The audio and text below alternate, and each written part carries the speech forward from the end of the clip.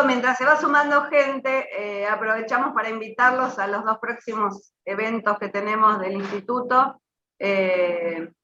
Uno es una charla que organizamos entre el Instituto de Derecho de la Salud, la Caja Forense y la Caja de Jubilaciones, que ha participado. Y la Asociación de Jubilados, que es la que rompe.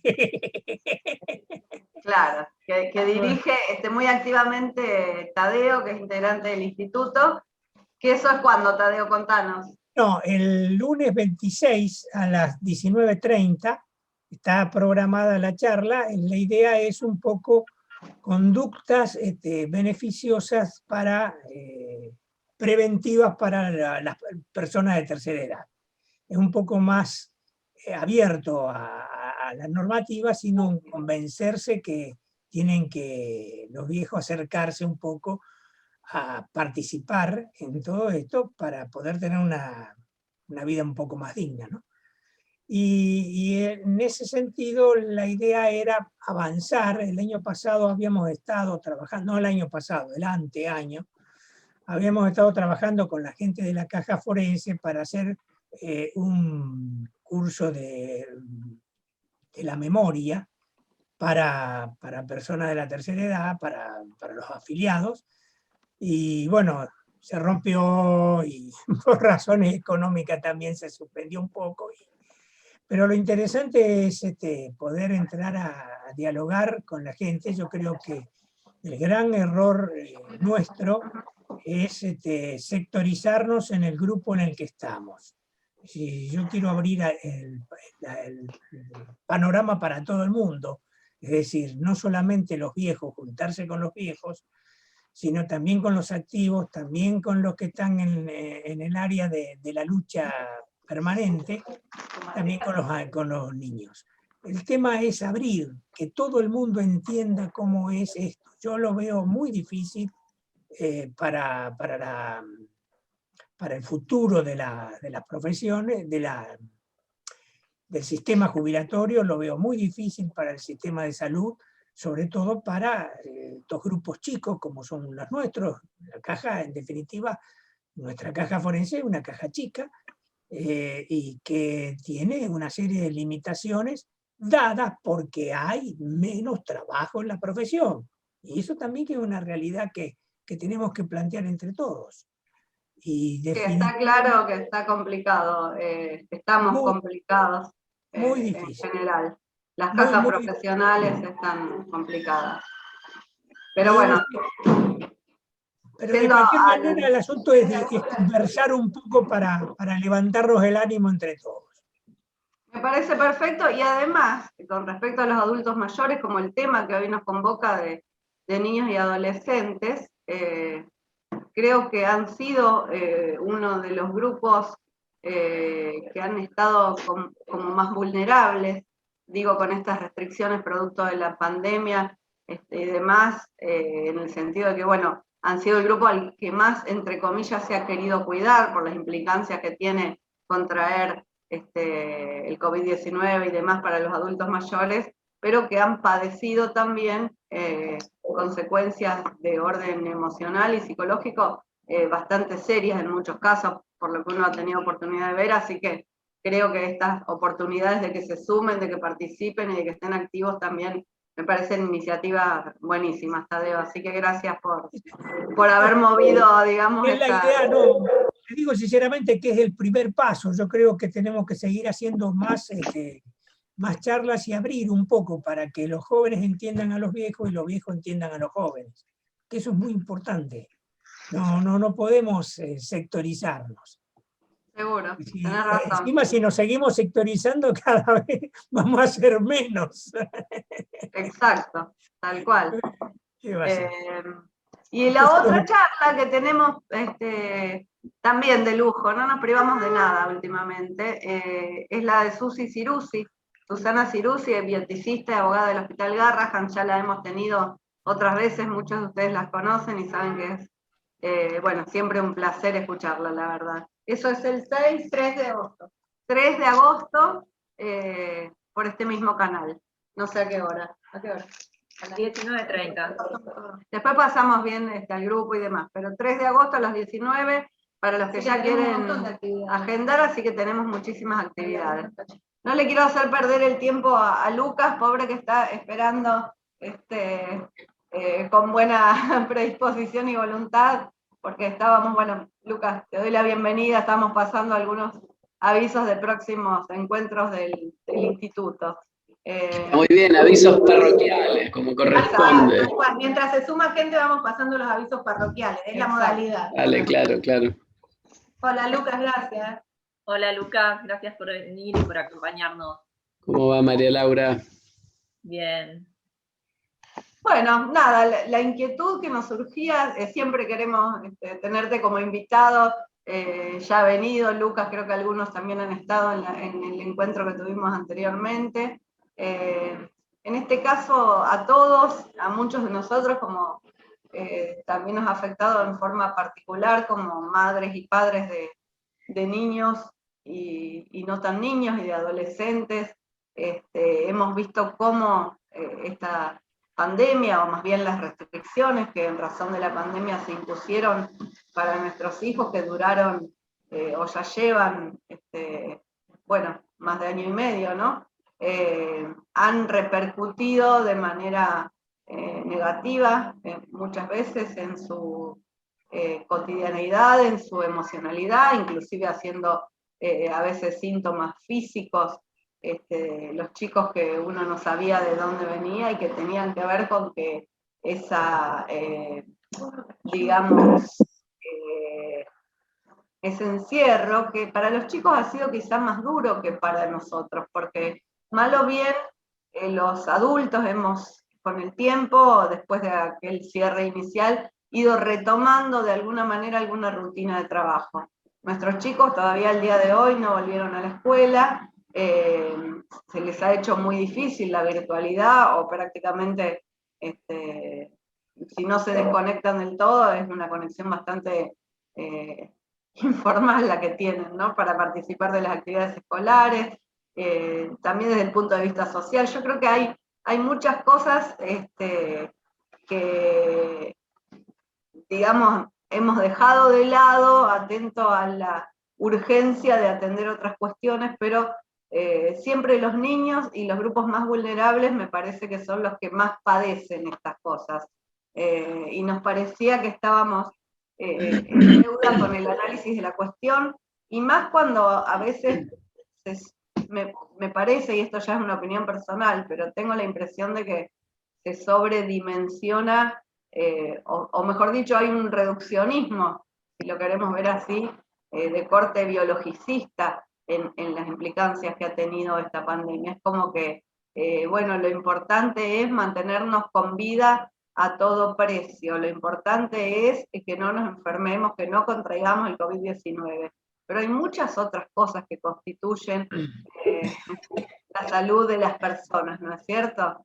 Y parece que eso se ha dejado bastante de lado, entiendo que movidos por la urgencia del momento inicial de esta pandemia, pero creo que es hora de avanzar, creo que es hora de que empecemos a trabajar en mejorar la situación de nuestros niños, como también lo que hablábamos recién de los adultos mayores, que han sido grandes perjudicados por esta situación. Me parece que hay que tener en cuenta que la salud no es lo biológico, sino que la salud incluye necesariamente lo psíquico y lo emocional, y creo que tenemos que arrancar a accionar en forma concreta para mejorar este tema, por lo menos en orden a los niños. Por eso nos parece que nadie mejor para contarnos cómo ha sido todo y para aconsejarnos sobre lo que podemos hacer que Lucas. María Laura, si querés presentarlo a Lucas formalmente. Sí, perfecto. Perfecto, no hay problema.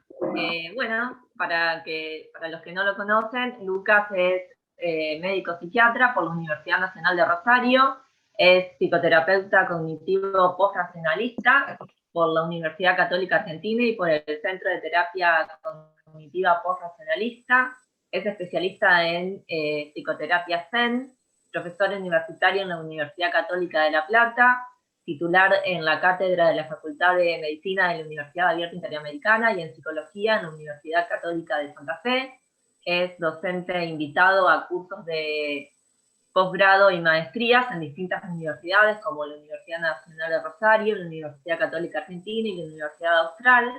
Es director de la Diplomatura de Psicoterapia de Tercera Generación en la Universidad Abierta Interamericana y en Ánima Rosario. Actualmente se desempeña como subsecretario de Desarrollo Humano en la Municipalidad de Rosario. Es autor de diversos artículos científicos y de 9 libros, 2 de los cuales tienen relación específicamente con la infancia, titulados Neurociencia para Educadores y Lo que necesitan los niños. Es conferencista y divulgador y brinda charlas, talleres y capacitaciones a educadores en distintos países de Latinoamérica, y es el vocero en Argentina de la Asociación América por la Infancia, entre muchas cosas más, creo. Así que bueno, gracias Lucas por tu tiempo, por tu disposición, y bueno, te damos la bienvenida y el auditorio es todo tuyo. Bueno, María Laura, muchas gracias. Gracias Karina, gracias a todos y a todas. Primero por la invitación. Yo siempre valoro estos espacios, me parece que son lindas instancias de reflexión, son necesarias. Y por otro lado las valoro porque nos viene costando tanto hacer la pausa, a todos, ¿no? A cada uno, nos cuesta tanto cuando nos enredamos en esa vorágine que es cada día, que de verdad me parece que apreciar estos momentos debe ser rescatado para que nunca perdamos este ejercicio. El día que terminemos de perder este ejercicio estamos... No tengo yo una idea de hacer una suerte de disertación como cosa así teórica o técnica, ni ponerme en un lugar de un saber especial por 2 cuestiones. Primero porque es aburrido, son prácticamente las 7 de la tarde, entiendo que todos estarán más bien cansados, así que prefiero que esto pueda ser una conversación. Y segundo porque estamos hablando de un contexto, una coyuntura sobre la que nadie tiene mayores certezas. Estamos parados en un lugar que, si ustedes se acuerdan, ¿no? Entiendo que sí lo harán, allá promediando el mes de marzo del año pasado, creíamos que en 2 semanas se terminaba ese periodo de aislamiento. En ese momento era ASPO, aislamiento social preventivo y obligatorio, y resultó que fueron largos meses. Y después vino el distanciamiento social, y creíamos que iba a ser corto, y fueron largos meses. Y después nos tocó ASPO y DISPO y ASPO, y ahora se lo llama de distintas maneras, simplemente para que no terminemos de saber dónde estamos parados. Pero en definitiva, desde que arrancó la pandemia, no salimos de la pandemia. Y sin ánimos de ser pesimista, que aparte no lo soy más bien optimista, al punto a veces de ser ingenuo o de caer en ese límite que es la negación de la realidad. Digo, conozco ese recurso como psiquiatra. Nos falta un buen rato, largo rato. Entonces creo que es prudente, creo que es conveniente, creo que es absolutamente necesario que nos detengamos a pensar un poco. Y en ese pensar voy a tomar 2 afirmaciones, Karina, que hacías vos al principio. Porque a veces cuando hacemos una aseveración, lo hacemos de un modo tan rápido que quizás perdemos la posibilidad de poner primero la pregunta y entender por qué esa afirmación. A mí me encanta poner preguntas, me encanta. Vos decías, Karina, podemos coincidir, ¿no? Esto es un espacio en el que vamos a charlar todos, somos relativamente pocos y eso está bueno, así que no tengo inconveniente que alguien abra micrófono y pregunte porque es una charla. Decías el impacto negativo que tuvo y tiene la pandemia sobre niños y niñas y adolescentes. Este es el foco en el que nos vamos a centrar, ¿eh? Yo lo escuchaba a Tadeo, a mí me tocó mucho acompañar a un sector, sobre todo al principio de la pandemia, que es uno de los que también más sintió el golpe, que son los adultos y las adultas mayores. También podríamos hablar de eso, pero vamos a concentrar el foco porque es imposible, si no, que en un tiempito que nos tomemos nosotros de 1 hora podamos hablar sobre todo. Entonces, vuelvo a esto. La afirmación es, la pandemia tuvo y tiene un impacto negativo sobre niños, niñas y adolescentes. Entonces yo primero haría este ejercicio. ¿Estamos de acuerdo con la afirmación? ¿Alguien no está de acuerdo? Abran micrófono. ¿Alguien cree que no tuvo un impacto negativo? Porque la palabra impacto, digo, a todos nos impactó la pandemia de una manera u otra, le sigue un adjetivo necesariamente. ¿Cuál es el impacto que tuvo? ¿Fue positivo o fue negativo? ¿Alguien cree? Decir que fue positivo es como demasiado, pero ¿alguien cree que no fue negativo? Y en tal caso, ¿por qué? Lo pregunto abiertamente, ¿eh? Cada uno puede opinar realmente lo que considere. Buenas tardes, María. ante todo. Dale, María. ¿Qué tal? El familiar del tenista, famoso. Sí, exacto, correcto. Yo por un lado creo, tengo una nena de 6 años, bueno, lo negativo fue, porque evidentemente al ser única, no se puede relacionar con sus pares. Por otro lado, lo positivo que veo es en los adultos de decir, hagamos un parate y veamos lo que tenemos. Que es la familia o es el compartir un poco más con nuestros hijos. El tema es ¿hasta cuándo? Porque lo negativo, ya lo positivo se transforma en negativo. Y escuchamos por ahí a los médicos o bueno, la sociedad de pediatría que dice, bueno, el impacto es negativo sobre los niños, sobre los adolescentes. Mira, ya que lo traes, retomo desde ahí, gracias por romper el hielo. Sí. La SAP, la Sociedad Argentina de Pediatría, hizo un informe súper interesante el año pasado y cuenta, y ya vamos entrando, digo, de esto es lo que vamos a hacer, vamos a conversar.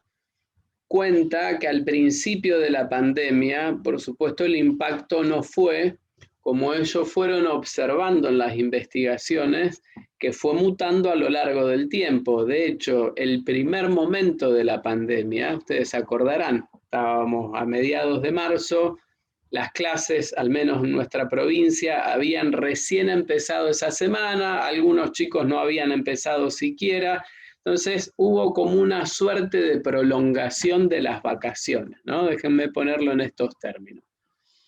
Y en esa prolongación sucedió aparte que mamás y papás, si es una familia con esta conformación, podría ser cualquier otra por supuesto, también estaban en la casa. Entonces el primer momento no tuvo un impacto negativo, no tuvo un impacto, vamos a decir, mayormente negativo, pero con el paso del tiempo eso fue cambiando, porque lo que era una cierta disposición y una cierta disponibilidad inicial de mamás y papás hacia los hijos en ese periodo, se fue transformando en otra cosa, porque al poco tiempo los adultos también empezaron a tomar sus trabajos de manera remota y de manera virtual, lo que generó un quiebre y una confusión muy grande, porque de repente papá y mamá, que cuando están en casa, ¿no? Estamos hablando de 2020 todavía, marzo de 2020. Cuando papá y mamá están en casa, no están trabajando. Pero ahora empezaban a estar en casa, pero trabajando. Entonces, muchos chicos, muchas chicas no terminaban de entender qué es lo que pasaba ahí, como que si está acá ahora no me puede escuchar. Y después las pantallas se empezaron a prolongar. Estamos hablando de muchas horas de papá y mamá frente a la pantalla.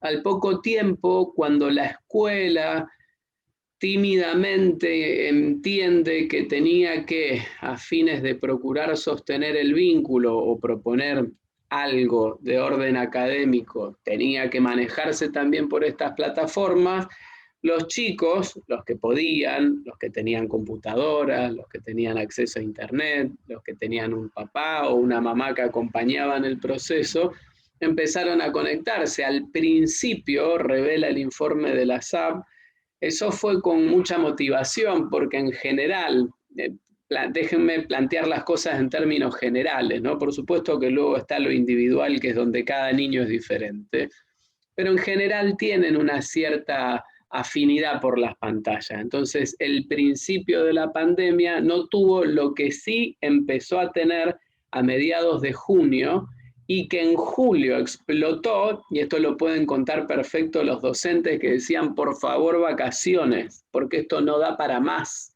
Los pibes ya no se podían sostener más en la pantalla.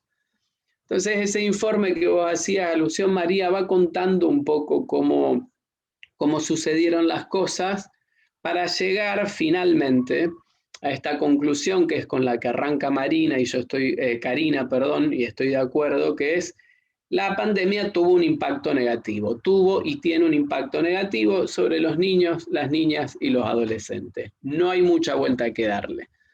Pero sí hay algunas cuestiones que debemos revisar, porque ¿de dónde viene el impacto? ¿Viene de la pandemia en tanto virus circulando y enfermando? No precisamente, al menos hasta acá, a pesar de que ya vamos por la cepa lambda, ahora están en Europa con la cepa lambda, nosotros nos estamos metiendo de frente con la delta, que es una cepa que allá arrasó, sobre todo en Inglaterra, hace un par de meses atrás. Está la epsilon dando vuelta y ahora la lambda, y por eso parece que a esto le falta mucho tiempo.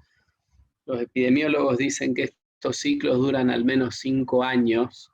Les digo, todo esto lo pongo arriba de la mesa para que pensemos nosotros que hay algunos cambios que vamos a tener que identificar, que vamos a tener que hacer, porque sostener las vidas así de niños y niñas es muy difícil. Entonces, al punto de hoy, al menos con las cepas que conocemos, no es justamente el virus lo que impactó de manera negativa en la vida de ellos. Porque salvo algunos cuadros, hay algún tipo de reacción, de afectación multiorgánica, sistémica, inflamatoria, pero digamos que son excepcionales en todo caso. No enferman más chicos por eso que por 1.000.000 de otras enfermedades que conocemos hace mucho tiempo. El impacto negativo vino a raíz de las restricciones causadas por la pandemia. Entonces ahí empezamos a hacer una diferencia. Y las restricciones, que las conocemos todos, no impactaron a todos y a todas de la misma manera. Ciertamente los escenarios fueron y son muy diferentes. A mí, en términos metafóricos, me gusta pensar y decir, a fines de que nos invite eso a pensar, de que si bien todos estamos en la misma tormenta, la tormenta es la pandemia, no todos estamos en el mismo barco. Muchas veces se dice, en esto de decir, digo, no me quiero poner técnico tampoco, pero bueno, estamos todos en el mismo barco, pongámosle buena onda. No estamos todos en el mismo barco. Estamos en la misma tormenta, es decir, hay una misma lluvia que de hecho moja al mundo entero, ni siquiera nos moja a los argentinos, moja al mundo entero. Pero es muy distinto encarar la tormenta en un barco de este tamaño, como si fuese un navío que pesa miles de toneladas, que encararlo en una balsa, con 2 palitos con los que uno tiene que remar. Entonces ahí nosotros vemos que hay niños que las encaran con grandes buques. Yo podría decir, ¿no? Yo vivo en un departamento, tengo 3 chicos, no es la mejor situación para ellos en el sentido de que tienen que moverse, correr, ya hablaremos sobre algunas de estas cuestiones, pero bueno, no les falta comida, tienen conexión, pueden enganchar con la escuela medianamente, al menos esas cuestiones que entendemos son básicas, ellos las tienen satisfechas, entonces ellos no están en una balsa, pero conozco, de hecho, es tarea cotidiana del ejercicio que me toca en la municipalidad, realidades en las que las balsas son la regla y el barco es la excepción. Y cuando tocan esas balsas, empiezan a aparecer de manera muy cruda en el escenario distintos factores, distintas variables que logran explicar cuáles son verdaderamente los puntos, los focos, los factores que hacen a esta incidencia negativa.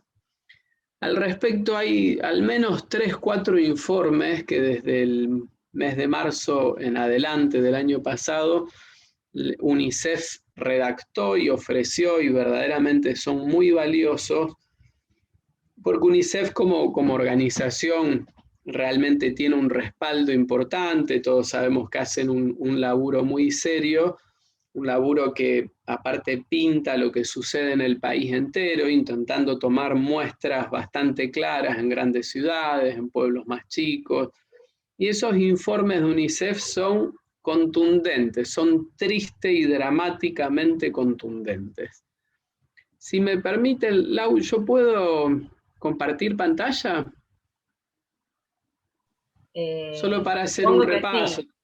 ¿Cómo se hace? ¿Cómo tengo que hacer para que compartas pantalla? No sabría decirte bien, pero lo vemos. Vos abriste el que sea o la que sea anfitriona, me tiene que habilitar. Sí, Cari, Juli, ustedes también están como anfitrionas, así que... Sí, si no lo saben hacer no pasa ayuda. nada. Les leo algunos puntos, total estos informes los puede tener cualquiera, son de acceso libre en la página de UNICEF. Creo que se tienen que poner en el cuadradito de Lucas, o en el tuyo hay 3 puntitos y allí hace la opción y te dice habilitar pantalla. Perfecto. A ver. Vamos todavía, lo que es tener ahí el personal técnico siempre al pie del cañón. No, son los ayudantes alumnos que te instruyen. A ver, pará. A ver. Dame un segundo.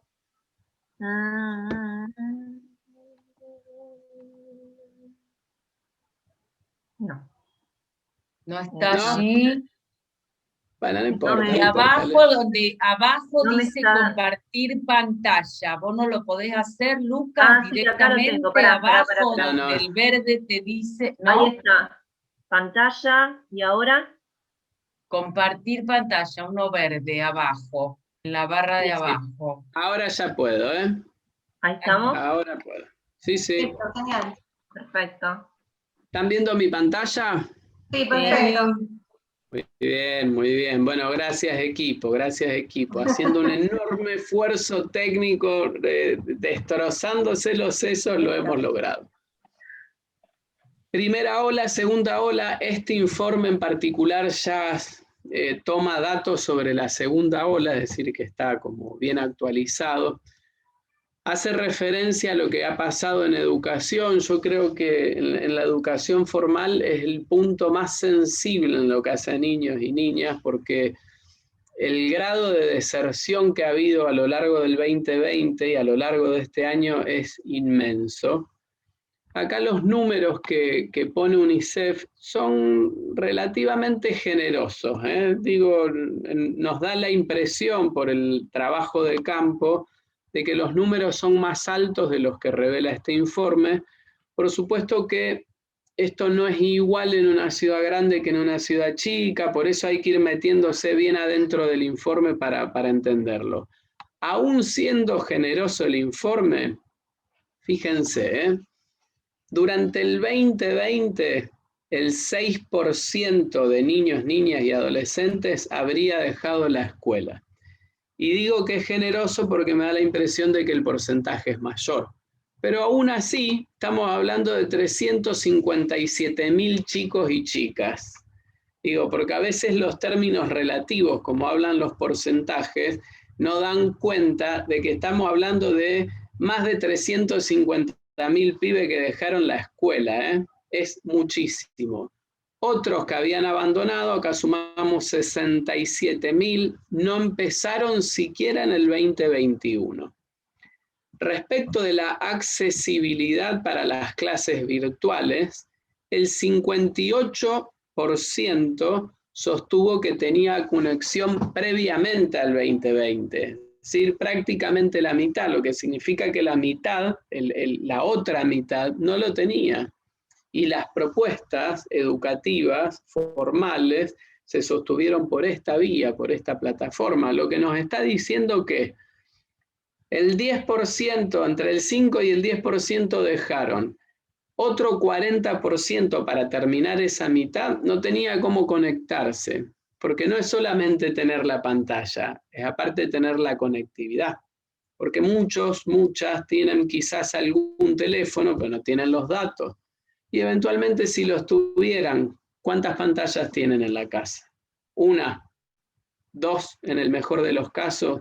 ¿Cuántos pibes viven en esa casa? 3, 4, 5. ¿Cómo hacen para conectarse todos? ¿Cómo hace esa mamá o ese papá que puedan estar ahí, insisto, de acuerdo a la conformación familiar, para acompañar un proceso educativo que fue absolutamente frágil e hizo que las trayectorias educativas del año pasado y estén a punto de quebrarse a cada rato? De tal modo que prácticamente lo que se intentó sostener, y no está mal, pero por supuesto que es muy pobre como proposición, es el vínculo de la escuela con el niño. Ahora, de esa tarea específica que hace la escuela, ¿no? La escuela tiene muchas misiones, la escuela es una institución importantísima en nuestra sociedad. De todas las funciones que tiene la escuela, aquella que le es específica, que tiene que ver estrictamente con la educación, se pudo hacer y se puede hacer muy poco con esta plataforma. Luego hay distintas desigualdades hacia adentro en el hogar que nosotros tenemos que tener presentes. ¿Por qué hacen? Vamos desde un lado, desde lo edilicio, ¿no? Si quieren empezamos por lo que resulta evidente. Quédate en casa es el lema en el mundo entero, ¿no? Mientras hay pandemia, quédate en tu casa, no salgas, salir te aumenta las posibilidades de contagio, estamos de acuerdo, todos sabemos que eso es así, lo entendemos. Ahora, para quedarte en casa debes tener ciertas comodidades, no estoy haciendo referencia a tener un hotel de 5 estrellas, pero condiciones mínimas. ¿Qué pasa cuando todos duermen en la misma habitación? ¿Qué pasa cuando 4 chicos comparten una habitación? ¿Qué pasa cuando no hay un patio? ¿Qué pasa cuando? ¿Qué pasa cuando? Y ahí vamos sumando. Entonces, las restricciones, el quedarte en casa, no afectaron a todos de la misma manera porque, decíamos de manera metafórica, no es lo mismo tener un barco que tener una balsa. Ese estar en casa, aparte, hizo que... Voy a hacer una pausa a lo que hace al informe para introducir en otras variables que ya tienen que ver con la salud mental. Mamás y papás disminuyan su sensibilidad a lo largo de la pandemia. ¿Con qué tiene que ver esto? A mayor nivel de estrés, madres, padres, disminuyen su nivel de sensibilidad parental, ¿no? Esta es la ecuación, piénsenlo como un sub y baja. Si de alguna manera cargamos mucho peso, cargamos mucho estrés, va a ser la contracara que va a disminuir la sensibilidad. Y si disminuye la sensibilidad, como término técnico, no me refiero a esa manera coloquial de hablar del término sensibilidad, sino que cuando disminuye la capacidad de los adultos de interpretar las necesidades de los niños, sencillamente lo que pasa es que no hay adultos que tengan la capacidad de leer qué necesitan, qué le pasa a esos niños. Entonces aumenta el estrés, disminuye la capacidad de los adultos para ponerse en el lugar de los chicos e interpretar qué pasa y empieza a haber fricción. Entonces todo lo que sucede en ese hogar encerrados, ¿no? Vamos sumando factores, porque en este punto lo que es muy importante tener presente es que estos factores en realidad no se suman, sino que se multiplican. Esto implica como una curva exponencial en el riesgo o en el impacto que puede tener sobre un niño. Un departamento o una casa chica, sin las comodidades mínimas, sin posibilidades de conectarse, sin posibilidades de sostener esos vínculos con la escuela. Con una mamá, con un papá que van aumentando su nivel de estrés. Ni siquiera estamos hablando todavía de que pueda haber malos tratos o que pueda haber abuso dentro de ese hogar, siendo que ahora no hay otro actor en el territorio, en el barrio, en esa comunidad o en esa red que tiene el niño que pueda ver lo que pasa, porque si el centro de salud está atendiendo COVID y no está haciendo las consultas regulares, si la escuela no está abierta, sino solamente por esta vía, es decir, que las docentes que en esto tienen un labor fundamental, no van a estar viendo qué es lo que pasa con esos pibes. No está el club tampoco, ¿quién puede llegar a detectar e interrumpir y a reponer algo de lo que son los derechos del niño? Nadie, porque está ahí adentro. Entonces vamos sumando y es como poner fuego en la hornalla. Entonces le ponemos mucho fuego, estamos poniendo acá, ¿no? Estamos cargando de fuego a esa pava. Y la pava va levantando temperatura por algún lugar, como toda pava, va a chillar. Y entonces empezamos a pensar de qué se trata la salud mental y cómo se manifiestan los niños y las niñas. Al principio, en algún tramo de la pandemia, seguro, ustedes, mamás, papás, abuelos, tíos, docentes, con el tipo de relación que puedan tener hacia distintos niños y niñas que ustedes conocen, habrán notado que había como una necesidad casi imperiosa, ¿no? de saltar, de correr, de moverse. Claro, tanto tiempo encerrados, tanto tiempo quietos, tanto tiempo frente a la pantalla. Tantas veces de no hagas esto, no hagas lo otro, porque en casa no se puede hacer todo eso, hizo que esa ebullición interna empiece a demandar movimiento. Estuvieron mucho más inquietos. Aumentaron los tics de una manera impresionante el año pasado, una manifestación, no propiamente una descarga. Síntomas que por otro lado no podían ser bien evaluados, advertidos y tratados, porque en general se tendía a que los niños, las niñas y los adultos no vayan al médico, a no ser que sea por cuestiones de COVID. Si se manifestaban los síntomas de esta manera, bueno, al menos la pava pudo chillar, ¿no? Y en algún punto, al menos que la pava chille, es conveniente, porque ¿qué pasa si ustedes le ponen un dedo a la punta en la pava, ¿no? Al orificio? ¿Qué pasa? Explota. Y en muchos casos explotó la pava. ¿De qué manera? A veces hacia adentro, ¿no? Son implosiones. Y esas implosiones suceden con situaciones que se transforman en dramáticas porque no pueden ser conducidas, porque el niño no las puede sacar, porque el adulto quizás no las puede, no las quiere o no las sabe recibir. Entonces el impacto de esa implosión, y acá hago una pausa, ¿no? La implosión, como toda explosión que sucede adentro, no se ve tan clara afuera, salvo que alguien ponga una mirada sensible. Entonces parece que no pasa nada. ¿Cómo está tu pibe? No, el mío bien, está tranquilo, ni se lo escucha. Yo me persigno directamente ahí, porque ese niño no está pudiendo sacar, manifestar lo que le sucede adentro.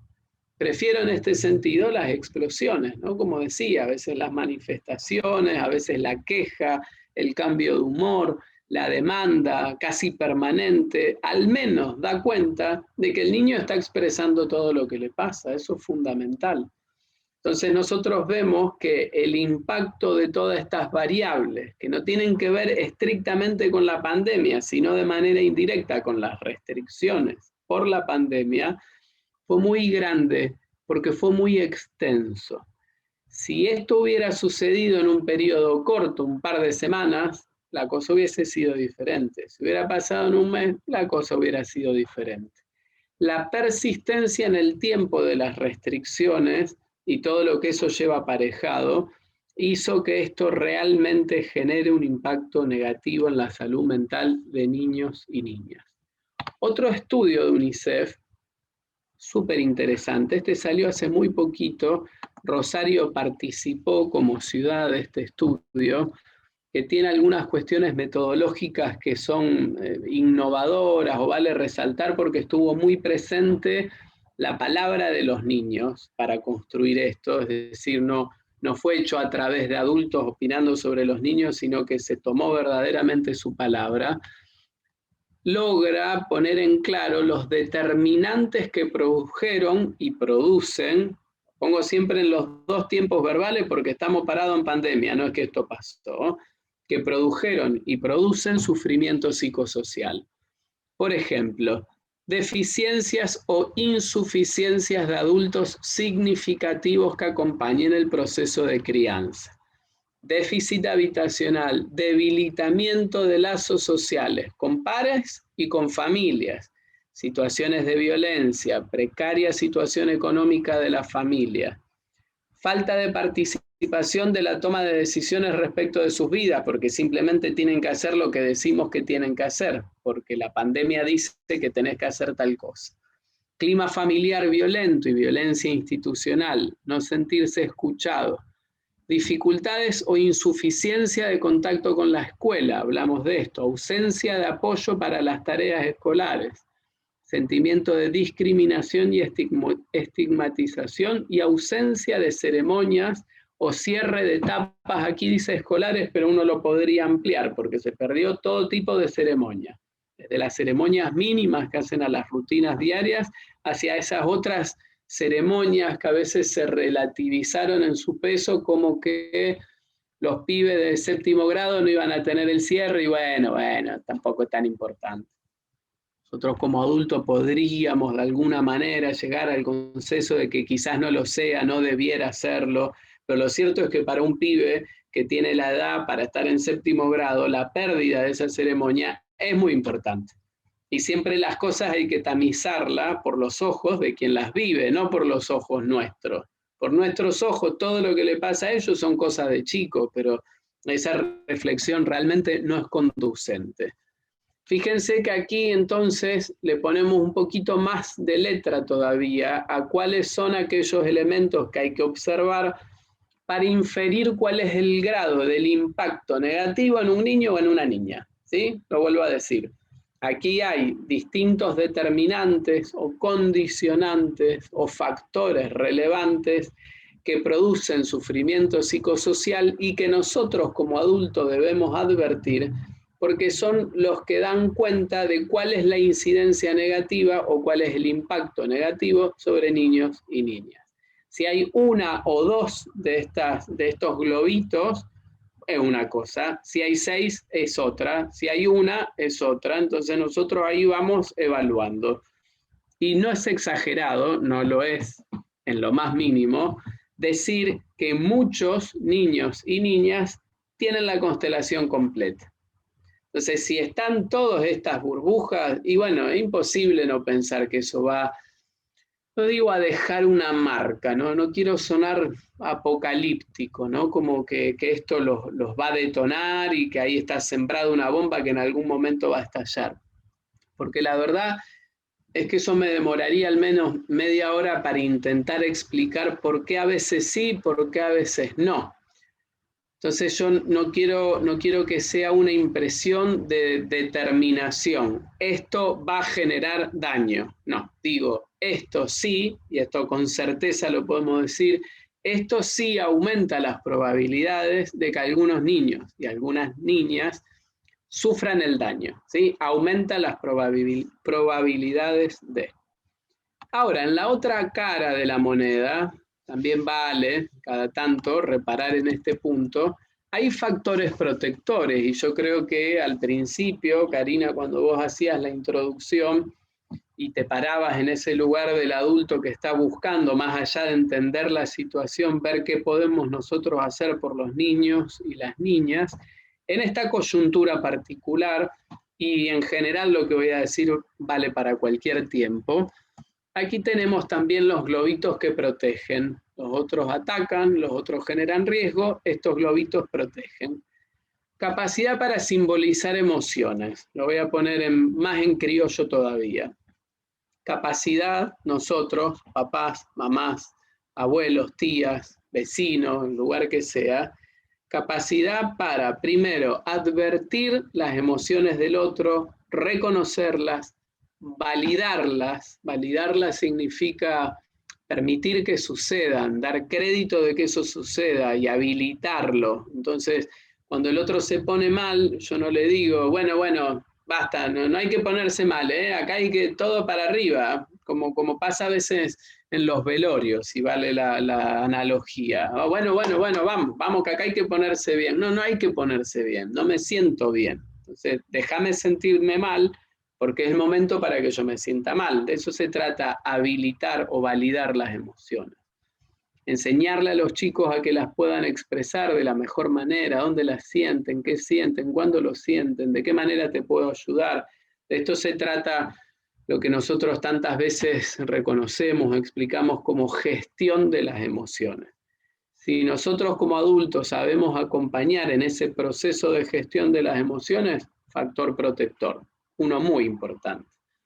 Otro, contar con el apoyo de vínculos intersubjetivos, súper importante, no solo uno, no solo mamá y o papá, más, necesitamos redes. Hay una frase que dice que para criar a un chico hace falta una tribu, necesitamos muchos adultos, muchas caras, necesitamos distintos oídos, necesitamos también distintas miradas.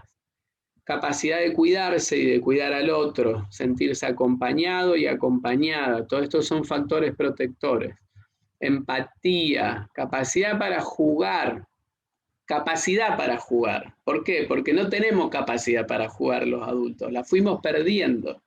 Nosotros vamos perdiendo muchas de las cosas que saben y que necesitan los chicos, porque tenemos esta rara impresión de que jugar es para pibes, o que jugar es una forma de perder el tiempo, que ellos se entretienen, cuando en realidad, ya quizás sean verdades de perogrullo, pero me toca igual decirlas, es la manera en la que ellos aprenden, es la manera en la que nos vinculamos, es la manera en la que ellos sienten que son importantes para nosotros, es la manera en la que ellos disfrutan, es la manera en la que se vinculan con nosotros. Todo eso pasa en el juego.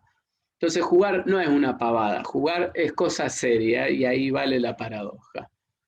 Capacidad de construcción de lazos afectivos, reconocimiento y respeto por la diversidad, participar y ser protagonista en las decisiones que conciernen a su vida. Todos estos factores protectores. De esta manera, ahí interrumpo ya lo que les quería mostrar de UNICEF, los informes son largos, son súper interesantes. Nosotros podemos hacer un relevamiento mínimo de cuáles son las situaciones que se fueron dando y que persisten al día de hoy, que atentan contra la salud mental de niños y niñas. Y aquí un paréntesis. Hablar de salud mental es una reducción, es una escisión que en realidad ya está fuera de lugar. No hay tal cosa como salud mental y salud física, ¿no? Como si uno pudiera dividir. A veces siguen siendo formas de enunciar. El chico que hace una gastritis, a mí me da lo mismo, digamos, que sea una gastritis o que el síntoma lo haga por un orden psicológico, por un malestar psicológico. Lo que da cuenta esa manifestación es que el pibe la está pasando mal. Entonces, salud, vamos a ponerlo en términos generales. Conocemos los factores a través de los cuales niños, niñas y adolescentes sufrieron y sufren un impacto en su salud. Si no podemos revertir esos factores hoy, porque es muy compleja la pelea, es muy dura, digo, el análisis no lo podemos reducir simplemente a que entendemos que ellos tienen que ir a la escuela porque les hace bien. Acá hay que meter adentro de la bolsa o hay que poner arriba de la mesa una gran cantidad de variables para entender cuáles son las decisiones que se tienen que tomar. Porque sí, porque no, y cada una de estas decisiones tiene que estar fundamentada por la evidencia. Acá no se hacen cosas porque creemos que sí o que no, sino porque entendemos que la evidencia señala para allá, señala para allá. Sin perder de vista, esto lo saben ustedes mejor que yo, que existe desde la Convención sobre los Derechos del Niño y luego los distintos sistemas de protección integral de derechos, el interés superior del niño. Y a mí me parece que en esto, bueno, tuvimos y estamos un poquito empantanados, porque las definiciones, las decisiones, no sé si se tomaron considerando este interés superior. Insisto, entiendo que es muy complejo el asunto, no lo vamos nosotros a resolver, pero sí a tener siempre presente que más allá de que nosotros sabemos o creemos saber qué es lo conveniente para niños y niñas, a veces no es posible como quisiéramos. Entonces hay que saber construir las rutas o alternativas que dentro de lo posible sean lo mejor. Que dentro de lo posible sean lo mejor. Aún en esa ventana que planteo, estamos en algunos puntos lejos. Estamos lejos. Y cada vez que estamos lejos de darles lo mejor, ellos son los que pierden. Y en eso que pierden, y con esto voy cerrando la parte más expositiva, preferiría escucharlos y escucharlas a ustedes. Cuando un chico pierde, no solamente pierde lo que es propio de su tiempo presente, motivo ya más que suficiente para intervenir, sino que aparte hay ciertas cosas que si no se hacen ahora, se llama periodo sensible a la infancia en este sentido, ¿no? Cuestan construirlo luego, porque nosotros ya estamos construidos. Yo tengo 43 años, digamos, mis recursos, pocos, muchos, más pocos que muchos, ya fueron construidos. Los niños están en etapa de construcción. Si yo no logro armar cimientos firmes ahora, el tiempo va a pasar, hay muchos pibes, el más chico mío tiene 3, 2 años lo lleva en pandemia. No sé si me explico. Ya lleva 2 años de cimiento en pandemia. Puedo decir que dentro de todo, más gracias a Belén, que es mi compañera, que a mí, que tuve que laburar afuera todos los días, tuvo y tiene lo que necesita. Pero hay chicos de esa misma edad que están en balsa, vuelvo a la metáfora, en los momentos en los que hay que armar los cimientos. ¿Sobre qué vamos a construir el edificio después? Entonces, esto lo tenemos que tener muy claro, para ver cuáles de los factores que repasamos nosotros podemos correr y cuáles de los factores protectores que nosotros vimos podemos fortificar, podemos poner adentro de la cancha. Porque hoy los necesitamos al 100%, ¿eh? Hay momentos de la vida en que uno puede tomarse ciertas licencias, si lo puedo decir así, como para ir un poco más apresurado. Pero en este momento, en momentos de crisis, en esta coyuntura, tenemos que dar al 100%, porque de esa ecuación entre factores protectores y factores de riesgo va a estar justamente dónde están parados ellos, cómo se están construyendo hoy y cómo se están construyendo de cara al futuro. Bueno, ahí cierro la parte más expositiva. Abrimos micrófonos, quien quiera aportar, ilustrar, preguntar, enojarse, insultar, vale todo, ¿eh? Como decía, no me acuerdo quién en la tele, si querés llorar, llorá, acá vale todo. Es un rato, después ya va a ser hora de preparar la cena. Hola, bueno, Lucas, gracias. Vemos que hay varias pediatras del Hospital Vilela en la sala, así que nos gustaría escuchar, porque vemos que han escrito bastante en el chat de problemas puntuales que han y de toda su percepción que tienen al respecto, así que nos gustaría que participen y que nos cuenten. Claro, Patricia, mucho si más vos querés valioso abrir lo que puedan decir ellas que lo claro, que para dije ver yo. ¿de qué forma podemos encontrar una solución, o quizás con tu mirada y con la de ellas puede ser más enriquecedora esta charla? Adentro, Patricia, ¿querés colegas. hablar? No te escuchamos. Ahí, conecté. Ahí sí se escucha. Muy bajito. Ahí, acá. ¿Ahí se escucha? No. Muy bajito, Patricia. No sé cómo hacer. Mejor le voy a dejar la palabra a otro si no se escucha. No, habla Patricia, grita, habla fuerte. No. Yo cuando planteabas si nos había dejado algo negativo la pandemia, si coincidíamos, yo lo escribí en el chat, coincido plenamente lo negativo, tanto, fue un poco lo que vos planteaste, ¿no? Yo trabajo en el hospital de niños y a casi todas las madres de los chicos internados le preguntaba de la escuela. Y yo diría que el 6% que dice UNICEF, si me hubieran preguntado hubiera dicho el 60%, porque la realidad es que cuando tienen muchos hermanitos, directamente abandonan la balsa, porque lo han intentado los primeros días y después es imposible. Y así como abandonan la balsa, también es malo para quienes decidieron que los niños en pantalla... ¿se escucha? Sí.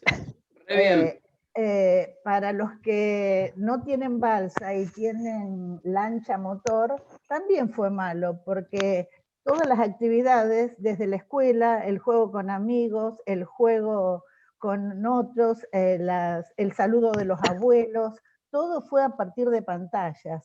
Y eso fue lo que realmente, digamos, lo negativo. Y puntualmente en relación a los determinantes que generan daño, lamentablemente creo que los niños llevan todos los determinantes que generan daño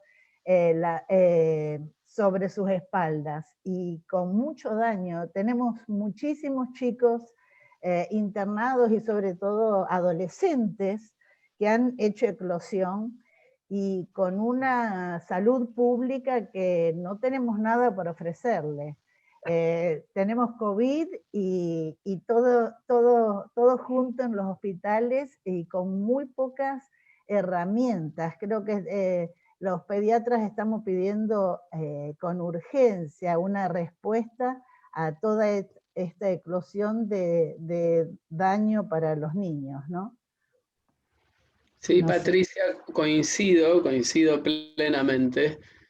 Y ahí mientras hacías esta referencia se me venía a la cabeza, yo hace muchos años trabajo con colegas de la red de suicidología, y ese es otro gran tema que pesa, sobre todo a partir de la adolescencia, que en general fue y es siempre silenciado.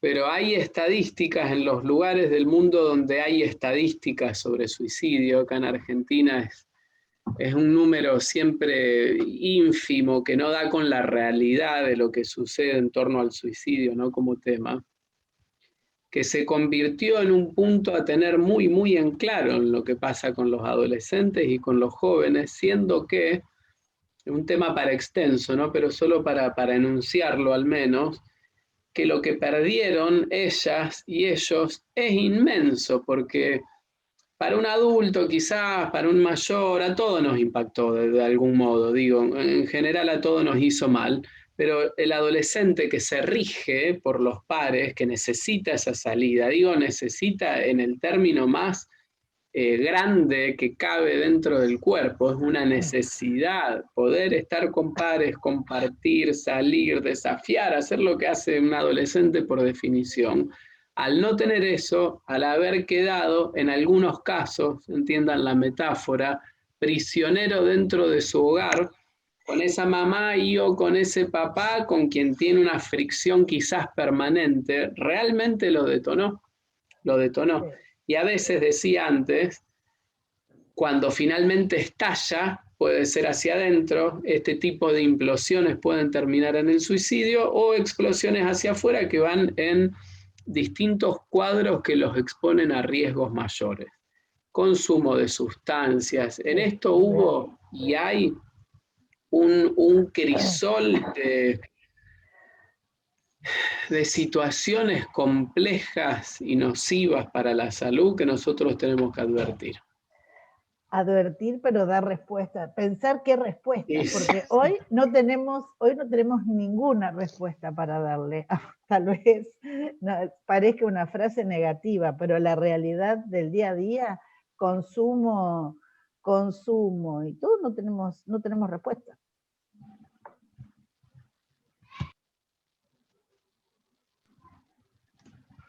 ¿Alguien más que quiera aportar, sumar, contar experiencias personales de su trabajo cotidiano? Yo te iba a hacer una pregunta. ¿Vos creés que, bueno, esta situación, en la que estamos inmersos, va a dejar, no te digo un chico que tenga otro tipo de problemas, pero pongámosles entre comillas personas, digamos, normales, no sé cómo explicar, ¿dejará una secuela? ¿Hay forma, esto, si es reversible? Por ejemplo, un chico que comúnmente era hiperactivo, con esto del aislamiento está más hiperactivo. ¿Habrá alguna forma de ser reversible esto, de encauzarlo, o esto deja una secuela? No sé si me alcanzás a interpretar. Voy a intentar reformularlo y Patricia seguramente podrá sumar también. Sí.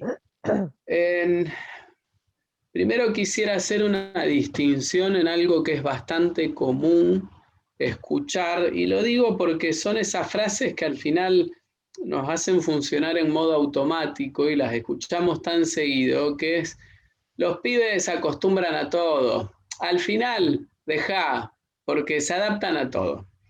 Y nosotros usamos esa frase, quizás, entiendo yo, para cubrirnos nosotros las espaldas, para no sentir la presión, para no hacernos cargo, para negar la realidad, pero la verdad es que no se adaptan a todo, o en todo caso, a veces se mal adaptan, ¿no? Que es un término diferente que explica que se terminan acomodando a la situación, pero que eso implica un riesgo o implica un daño.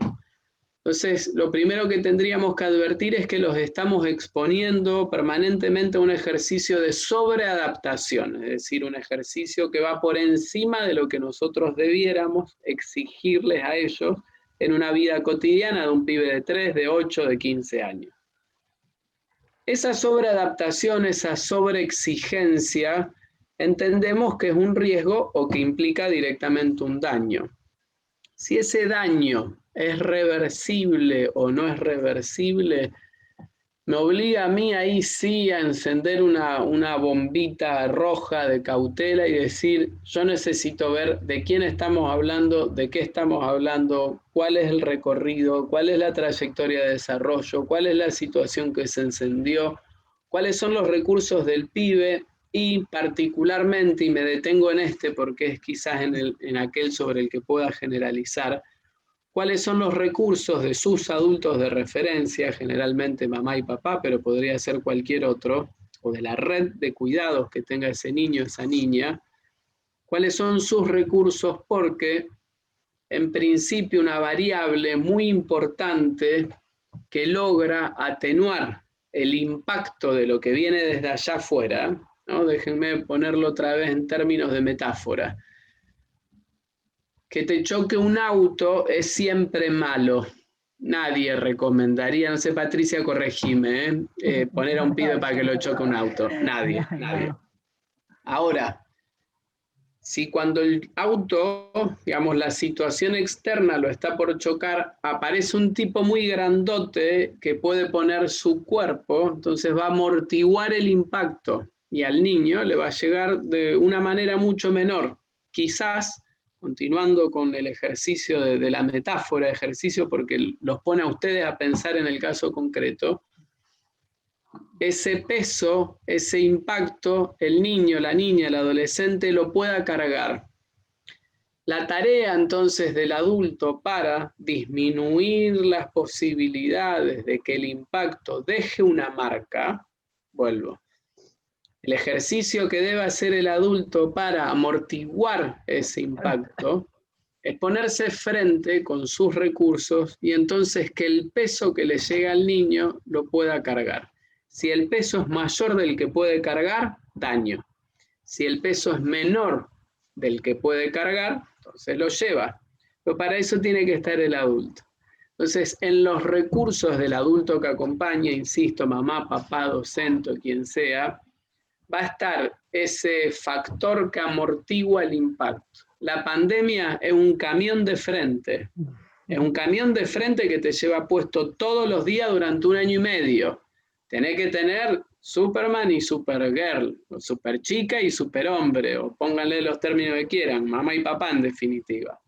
A veces mamá sola, muchas veces, muchas veces, Patricia, muchas veces, en los pibes que vos ves, mamá sola, ocupándose de los otros 5 pibes, de parar la olla, de cuidar al que está internado, mamá sola, ahí, enfrente, porque el papá rajó, porque el papá no existe, porque lo que fuere. Qué difícil que esa mamá lo pueda hacer. Yo no estoy haciendo referencia a esto como señalando o buscando culpables. Lo que digo es, si en el marco de una pandemia, que es un camión de frente, algo podemos hacer, es acompañar, fortalecer, ayudar, apoyar a quien está intentando ser el agente que amortigua. el adulto de referencia.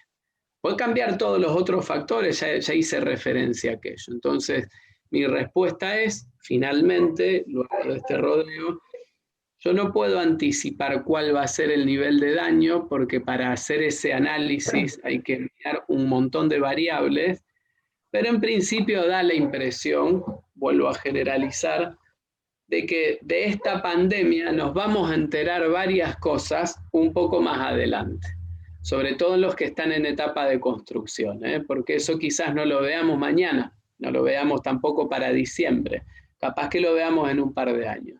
Los pibes que dejaron la escuela, cantidades, cantidades, estamos hablando de cientos de miles de chicos que dejaron la escuela, lo vamos a empezar a ver, porque hoy no impacta, pero dentro de 2 años un chico sin oportunidades de laburar, sin oportunidades de acceder a cuestiones mínimas para poder desarrollar una vida de manera firme, saludable, con sentido, ustedes saben dónde termina.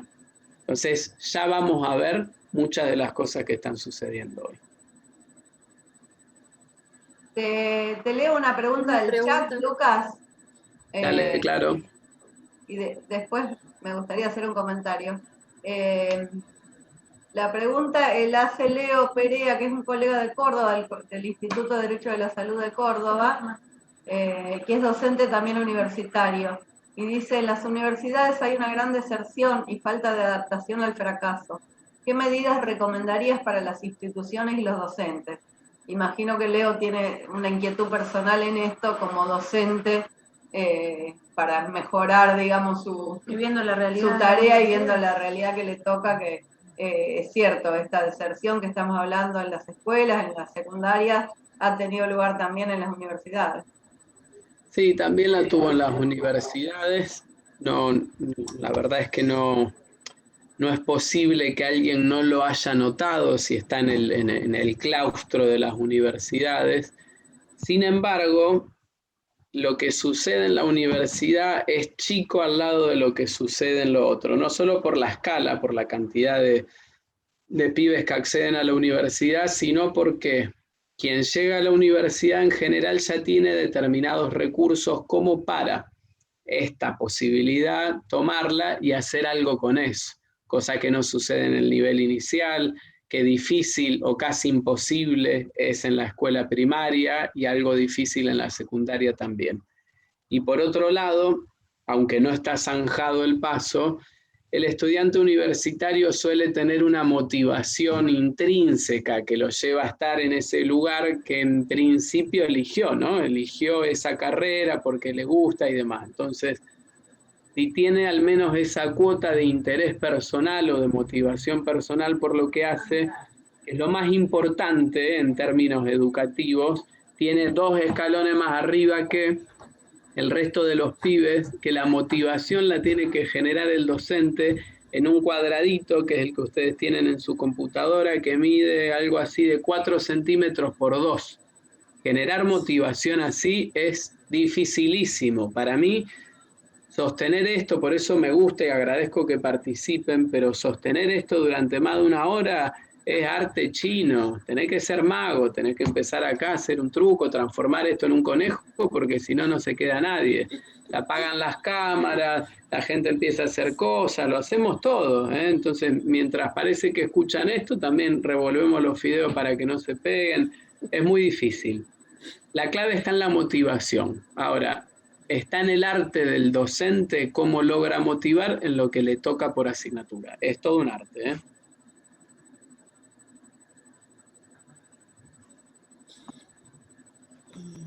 Bueno, Virginia, dando la mano. Virginia, ahí está. ¿Cómo les va? Buenas noches ya. Yo soy docente de nivel primario y me hice la misma, como contaba Patricia, esto de lo positivo o lo negativo. Si bien me tocó vivir una realidad distinta, trabajo en una escuela privada de clase alta, creo que el impacto negativo también se ve y que los números son muy grandes porque se encuentra otra realidad en la cual los chicos al principio estaban recontentos porque sus papás no tenían que viajar para trabajar, porque se podían quedar, porque no podían vivir eso el día a día, porque por todo al revés de lo que es realmente, sus padres trabajan de 8 a 8 y los ven a la noche para comer y irse a dormir. Y después pasó que, claro, como bien Luca explica con esas palabras que tiene esa facilidad de palabras para contar esta realidad, después empieza a evolucionar esta pandemia en el momento en el cual los padres sí pueden empezar a trabajar, pero los chicos no. Entonces, ¿cómo se encuentran ellos en este momento? Porque, bueno, no se podían conectar, o por más que ellos tenían todos los dispositivos habidos por haber, había una niñera, que la niñera no los conectaba, 3 hijos, 4 hijos, como decían. Entonces, bueno, también fue otro quiebre, ¿no? Esto que estaba re contento que tenía mamá, papá en casa, a pasar directamente a no tenerlo, no tener la escuela. Creo que lo negativo es lo social, porque más allá de la peluca que me podía poner todos los días y empezar escribiendo el día, la fecha, el nombre, el apellido, y hoy cómo me siento, y escucharlos y contener, papás que han fallecido en medio de la pandemia de alumnos, contener a la familia, contener a los chicos que nunca habían conversado en las casas sobre qué era la muerte. Entonces, bueno, ver con qué religión o con qué cada uno aportaba para llevar adelante y acompañar. Bueno, creo que hay muchas realidades y está el lado de la pobreza y el otro lado también. Creo que como docente también, creo que la terapia no puede faltar en esta pandemia, porque necesitamos del apoyo adultos y niños, sobre todo. Sí, por supuesto que esto no dejó al margen a ninguna clase social, si se plantea en estos términos.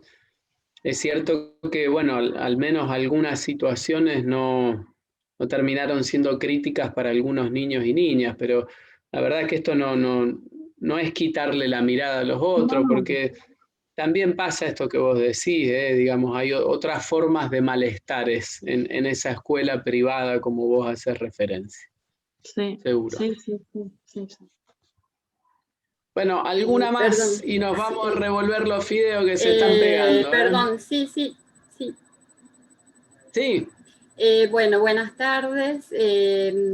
Primeramente agradecer esta oportunidad y esta charla y preguntarle a Lucas si considerás que estos periodos de presencialidad que tenemos este año 2021, pueden llegar a ser un poco esos amortiguadores para que estos determinantes no sean tan, digamos, tan nocivos, ¿no es cierto? Es verdad que, bueno, que vamos a ver muchos de estos efectos con el tiempo, pero bueno, este año ya se presentó, digamos, en forma diferente, y hay periodos, si bien no sabemos cómo vamos a continuar, pero bueno, hay periodos en que hemos podido rescatar en la presencialidad este vínculo con los chicos. Entonces, bueno, me pregunto si esto, digamos, como retazos, ¿no es cierto?, de presencialidad pueden obrar como amortiguadores para que estos determinantes no sean tan nocivos. Sí, mi respuesta es un sí contundente. Un sí contundente. Aun cuando todos aspiramos a que pronto, cuando eso sea posible, la presencialidad sea en el 100% de los días, es decir, de lunes a viernes para todos los pibes, la presencialidad alterna que nos encontró, sobre todo en la primera parte del año, fue un amortiguador, y esto lo puedo poner desde distintas perspectivas. Primero, por las investigaciones y la evidencia que hay para afirmar lo que estoy afirmando, y luego a título personal lo puedo contar acá en mi casa y con mis chicos. Lo que pasa en la escuela es fundamental. Yo creo que No quiero hacer ese ejercicio en el que a veces me encuentro de encontrar las cosas buenas a lo malo, ¿no? Porque esto es una tragedia. Esto que pasa está malísimo y punto, digo, cierro ahí la discusión. Pero a mí me reconforta saber que la escuela haya sido nuevamente, como lo fue en alguna etapa, en algún momento de la historia, vuelta a poner en el lugar que merece. La escuela, la institución escolar, es fundamental. No me alcanza la palabra fundamental. Es insustituible. Y en ese sentido la presencialidad también es insustituible. Así que me alegra que una institución tan criticada siempre, y cuando hablo de institución hablo fundamentalmente de los actores que hacen a la escuela, ¿no? Docentes, directivos, siempre criticados, puestos ahí bajo el ojo de la tormenta, hicieron esfuerzos enormes para acomodar prácticamente lo imposible y hacer lo posible con sus recursos, con lo que tenían a mano, como pudieron y como pueden, hayan sido valorados y que hoy todos pidamos la escuela. Cuando pedimos la escuela, esto, nada, ya directamente es una opinión y lo cierro, pidámoslo no porque no sabemos qué hacer con los pibes, que no sea eso, ¿no? Porque también lo escuché 1.000.000 de veces, en lugar como para que yo pueda tirar a los pibes y hacer mis cosas, que no sea para eso. Que sea porque entendemos que la escuela tiene un valor en su rol de socialización, que la escuela tiene un valor en lo que hace específicamente a las propuestas pedagógicas y que tiene un valor en un sentido mucho más amplio y no siempre considerado, que ocurre en esas aulas, a veces en algunas escuelas privadas, pero fundamentalmente en las escuelas públicas y en algunos barrios, sobre todo donde la vulneración de derechos es tan alta. Ahí hay siempre una mirada sensible que puede recuperar y que puede reponer algo de lo que ese niño está perdiendo o no tiene. Gracias, María Mónica, por la pregunta. Lucas, te hablo... perdón, chicas, estaban ustedes. Quería preguntar. Dale. No, yo corriéndote un poco ya del tema, por ahí niños y niñas, pero que me hizo acordar Virginia cuando hablabas un ratito. ¿Vos crees que esta pandemia nos hizo cambiar el concepto o la noción de muerte o la manera de afrontar la muerte y la manera también de elaborar el duelo? Porque en muchas ocasiones o en casi todas las situaciones que se dieron no hubo posibilidad de despedir al ser querido fallecido y ni siquiera de verlo. Era como que se iba a la terapia y no te lo devolvían más. ¿Cómo se afronta eso? ¿Cómo te parece a vos que cambió en ese sentido la manera de relacionarse? Fue un desastre. Yo creo que es como uno de los capítulos más negros que tiene esta tragedia. Nos podríamos detener acá mucho rato, voy a intentar no hacerlo. Que uno no pueda despedir al ser querido, ya directamente tiene como un nivel de daño tan grande. Las ceremonias, los rituales, son muy necesarios para nosotros, son muy necesarios. Si hay algo que a mí, en lo personal, pero lo cuento porque entiendo que puede ser algo que les pase también a otros, o que puede ser directamente colectivo. Si hay algo que me angustia de la pandemia, es justamente el ingreso de esa persona que quizás no vuelva a ver a sus seres queridos. Eso me parece horroroso, pero me parece un nivel de daño tan grande para el que se va como para el que se queda, que eso también nos va a traer, y eso nos trae, porque eso ya sucede en la clínica cotidiana. Digo, nosotros sabemos que hay personas que están atravesadas por alguna de estas pérdidas, y eso genera mucho daño, y en los pibes también. Así que en esta pregunta que haces más general de si esto cambia nuestra forma de ver la muerte, no estoy tan seguro, pero sí cambió la forma de atravesar el proceso de muerte, y la cambió de una manera muy negativa. Así que espero que al menos también podamos recuperar la posibilidad de saludar y de acompañar al que se tiene que ir por este virus o como por cualquier otra causa. Bárbaro. Bueno, si hay alguna más tomo, pero no quiero tampoco que se extienda mucho porque si no le saco mucho tiempo. Ya tenemos lo vamos cerrando, Lucas. Yo simplemente la reflexión que me merece todo esto, y no es ni siquiera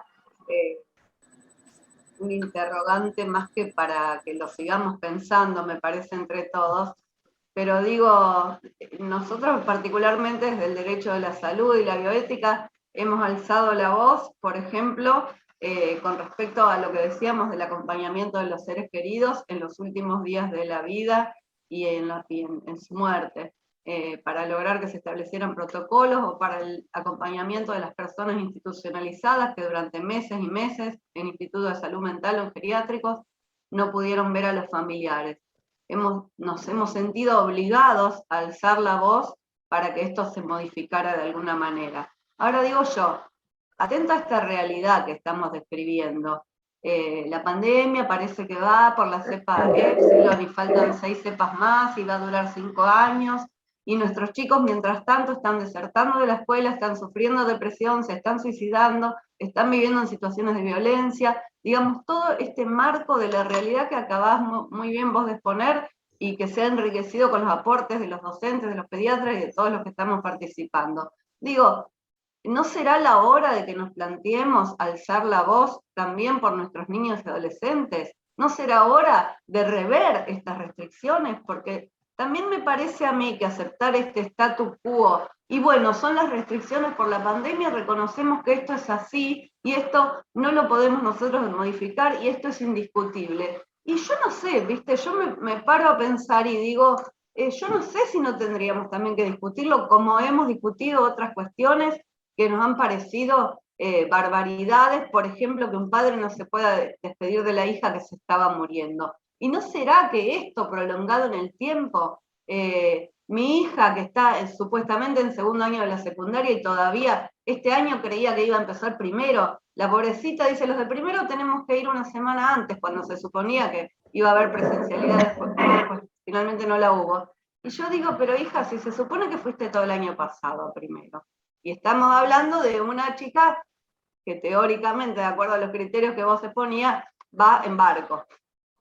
No quiero pensar lo que debe ser en otros estratos. Entonces digo, ¿es todavía proporcional la privación que estamos haciendo a estos chicos? No solo de la presencialidad escolar, alguien estaba ahí, el vínculo con los pares, el adolescente se construye, me parece a mí, sin tener idea y hablo sin saber, pero me da la impresión de que el adolescente se construye mucho más con los pares que con la mamá y el papá todo el día dentro de la casa. Yo digo, ¿no será hora que también eso lo revisemos? Y si toca, alcemos la voz y digamos, modifiquemos esto porque para nuestros niños es peor esto que lo otro, digo, o no podemos opinar sobre eso. Nada más, esta es la reflexión para mí que nos puede dejar como para seguir pensando en estas cuestiones.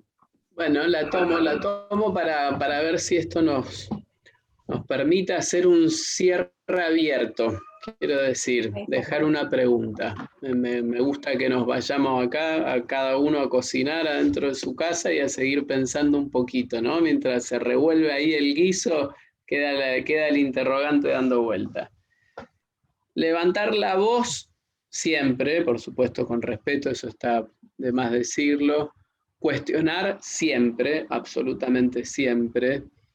Creo que es un ejercicio que lo tenemos que hacer, que no lo tenemos que perder, no nos tenemos que quedar callados en tanto nosotros percibamos que hay algo que puede ser hecho de una mejor manera. El mundo entero se está debatiendo en cuáles son las mejores formas. Hoy Madrid está pidiendo cerrar, digo, ellos que estaban con las sombrillas abiertas, están ahora con la cepa Epsilon y la Lambda. Por eso digo, ¿no? Esto va, viene, y nosotros tenemos que poner en la balanza todas estas variables en las que reparamos e hicimos mención, porque Argentina es un lugar distinto de cualquier otro. Como España es un lugar distinto de cualquier otro, digo, ¿no? Y Canadá también es distinto de cualquier otro. Con todas las variables arriba de la mesa se tienen que tomar las decisiones. Y cada una de estas decisiones que tomemos, y este es el ejercicio que nos toca, tiene que ser atendiendo la complejidad de la situación. Acá lo que nunca cabe, no vale, porque esto es demasiado serio como para no hacerlo de manera cuidadosa, es creer que hay definiciones simples, ¿no? Yo siempre acá reparo que en quien lo dice con demasiada simpleza o soltura quizás no está mirando la complejidad de las cosas que están en juego. Entonces ahí siempre hay que mirar, y de hecho, por ejemplo, con el tema de la apertura de la escuela, solamente como una arista de la pandemia, se ponen distintas variables en juego que tienen que ver con la cantidad de contagios por día, el índice de positividad, la saturación que hay de camas de terapia intensiva, el porcentaje de vacunado. Entonces se pone todo eso ahí en juego y también tiene que estar en esa mesa. ¿Cuánto pierden cuando está la restricción de la presencialidad? Entonces con todo eso se tiene que tomar decisiones. Por franjas, sí. Por el tipo de localidad, sí, no es lo mismo un pueblo de 1000 habitantes que una ciudad de 1 millón, pero sí creo, y con esto cierro, o al menos abro la pregunta para que cada uno la siga, ¿qué es lo que nosotros podríamos mejorar en primera persona de esto que está pasando? Para no tirar la pelota afuera. ¿Qué es lo que cada uno de nosotros puede hacer en ese entorno quizás más inmediato, o en entornos algo más abiertos cuando nos pensamos como comunidad, para que el impacto sea menor para niños, niñas y adolescentes? Podría ser el caso que nos convoca hoy, pero también para el adulto que vive al lado o el adulto mayor que vive arriba. ¿Qué es lo que cada uno de nosotros en primera persona puede hacer hoy para atenuar el impacto de algo que viene, a la vez que, digo, en el mismo momento y de manera simultánea, alzamos la voz porque creemos que algo se puede hacer de manera distinta? Yo creo que nos podemos quedar con eso, a ver si mañana lo hacemos un poquito mejor. Les agradezco mucho la invitación, son las 8 de la noche en toda la República Argentina, y creo que da como para que nos vayamos a cocinar. 1.000.000 de gracias, Lucas. Muchísimas gracias, como siempre un placer escucharte, tener la oportunidad. Todos comentarios hermosos en el chat, así que después vamos a pasarla, esta charla queda grabada, así que el que la quiera, el que guste escucharla nuevamente va a quedar a disposición en el YouTube del Colegio de Abogados. Muy bien, muchas gracias. Gracias Lucas. Gracias a todos por estar. Chao, chao. Gracias Lucas, hasta luego. Chau, chau. Chau, chau.